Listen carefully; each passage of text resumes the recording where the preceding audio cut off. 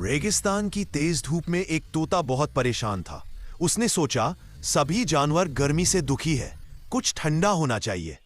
तोते ने रेत में एक जादुई बीज लगाया और प्यार से पानी दिया। कुछ ही वक्त में वहां आइसक्रीम का पेड़ उगाया। रंग बिरंगी स्वाद वाली आइसक्रीम से भरा पेड़। तोते ने पेड़ की आइसक्रीम तोड़ी और ऊंट, हिरण, खरगोश, लोमड़ी, बंदर और सभी जानवरों को खिलाई। सबने ठंडी ठंडी आइसक्रीम खाई और खुश होकर नाचने लगे। रेगिस्तान में पहली बार ठंडी हवा और हंसी गूंज उठी। तोते ने मुस्कुराकर कहा, खुशी बांटने से बढ़ती है।